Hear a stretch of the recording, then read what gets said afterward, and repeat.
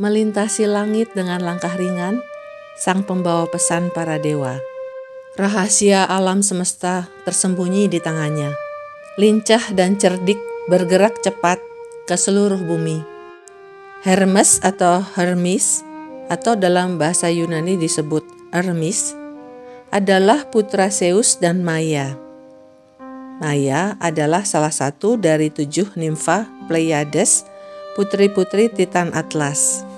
Terjadi peristiwa unik ketika Maia baru saja melahirkan Hermes. Setelah melahirkan, Maia membungkus bayinya dengan selimut dan pergi tidur. Bayi Hermes tumbuh dengan cepat, secepat ketika ia tumbuh sekejap dalam kandungan ibunya. Bayi Hermes pergi merangkak meninggalkan ibunya di malam hari, mengisi hari pertamanya di dunia dengan kenakalan. Hermes yang merasa sunyi dan bosan, mendapatkan kesenangan ketika berada di luar melihat pemandangan. Makhluk yang pertama kali ia lihat adalah seekor elang, lalu kambing gunung. Ketika ia bertemu dengan kura-kura, Hermes mengeluarkan isi cangkang kura-kura itu karena ingin tahu apa yang ada di dalamnya. Setelah itu, dipasanglah senar dari alang-alang pada cangkang kura-kura itu. 7 senar dipasang untuk menghormati ibunya, yang merupakan anak tertua dari 7 bidadari Pleiades bersaudara. Maka terciptalah sebuah alat musik untuk mengekspresikan sukacitanya pada saat itu.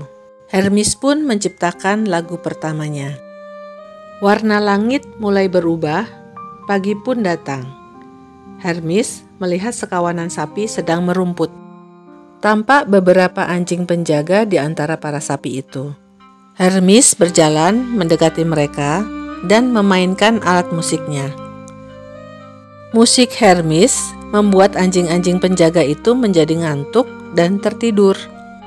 Sementara itu, sapi-sapi mulai berjalan mendekati Hermes karena musiknya. Sapi itu akhirnya mengikuti Hermes dengan patuh. Sapi-sapi itu adalah milik Apollo, kakak tirinya. Hermes membawa pergi sapi-sapi itu dengan cara berjalan mundur dan meninggalkan jejak yang membingungkan. Seorang petani tua di kebun anggur melihat Hermes menggiring sapi-sapi itu, dan Hermes memintanya untuk merahasiakan apa yang ia lihat. Hermes membawa sapi-sapi Apollo melewati hutan dan sungai, lalu disembunyikan di suatu tempat dekat rumah Hermes. Setelah itu, Hermes membakar daging korban sapi untuk dipersembahkan kepada 12 dewa Olympus. Saat itu dewa Olympus hanya ada 11. Menurut Hermes, yang ke-12 adalah dirinya sendiri. Setelah itu Hermes pun menyelinap masuk kembali ke dalam rumahnya, dalam gua di Gunung Kellina di Arkadia, tempat ia dilahirkan. Maia ternyata tidak tidur. Ia mencemaskan Hermes ketika ia melihat buayan bayi itu kosong. Ketika akhirnya Hermes datang dan mendengar suara langkah kaki ratusan sapi Apollo, Maia merasa lega bercampur marah atas apa yang Hermes lakukan. Melihat ibunya marah, Hermes hanya menyeringai lalu naik ke tempat tidurnya. Di dalam ketakutannya pada para dewa, Maia hanya bisa membelai rambut Hermes. Ketika Apollo mengetahui ternaknya hilang, ia pun pergi mencarinya. Apollo heran melihat jejak kaki ternaknya. Ketika melewati kebun anggur, Batos, petani tua itu, menceritakan hal aneh yang ia lihat pada Apollo. Apollo melihat elang terbang di sekitar Gunung Kellina. Itu merupakan pertanda bahwa ada anak Zeus di tempat itu. Apollo mendekati tempat itu dan menemui Maia. Katanya, "Kembalikan ternakku, anak Zeus, lalu kita berdamai," kata Apollo dengan marah. Maia mengatakan bahwa tidak mungkin seorang bayi yang baru lahir bisa mencuri ternak.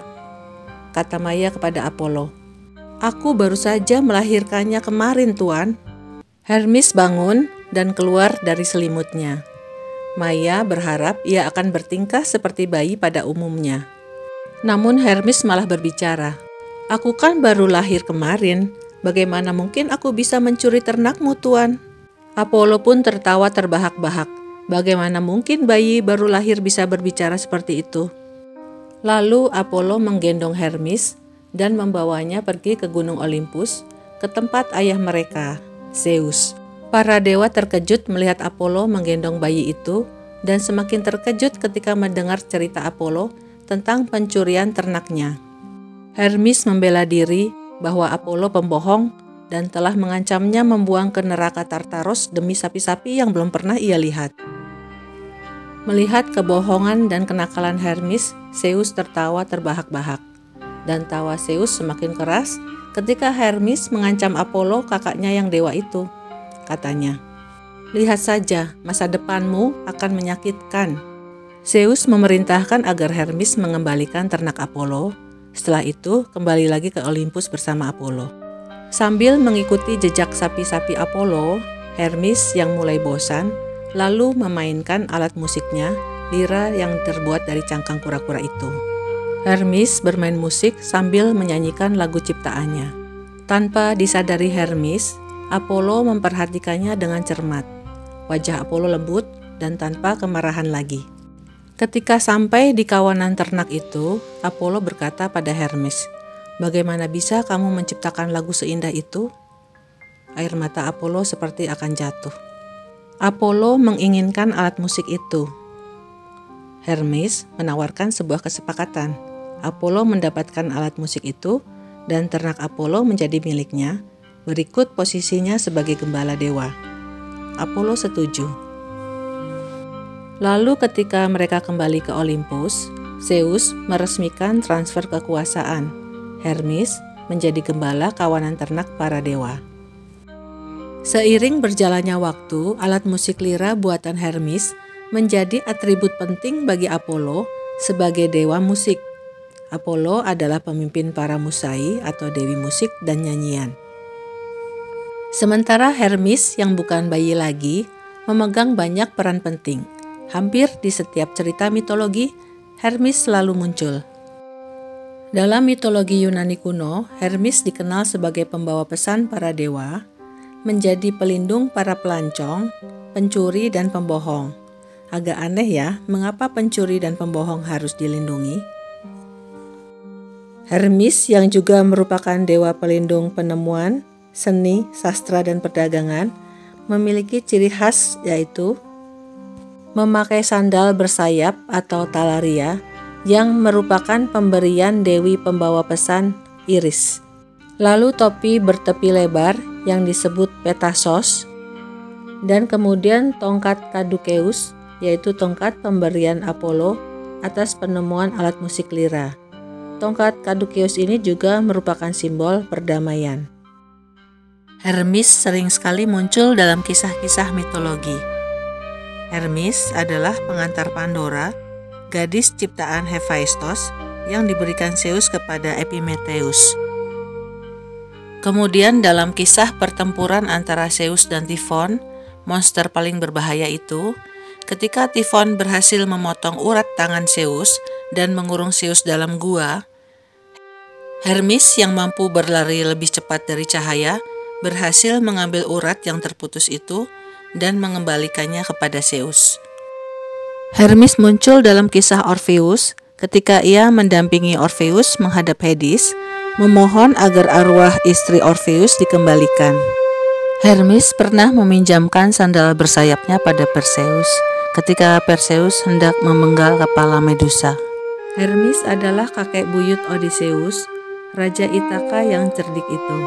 Rupanya, kecerdikan Hermes menurun pada Odysseus.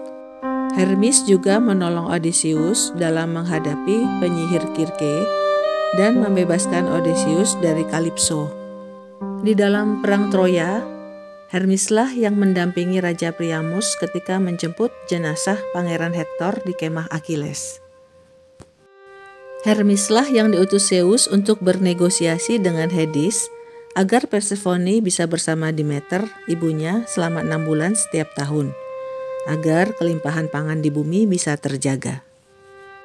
Masih banyak keterlibatan Hermes dalam kisah-kisah mitologi Yunani. Mungkin pemirsa bisa menambahkan di kolom komentar. Saya Esti, terima kasih sudah menyaksikan video ini ya. Semoga bermanfaat.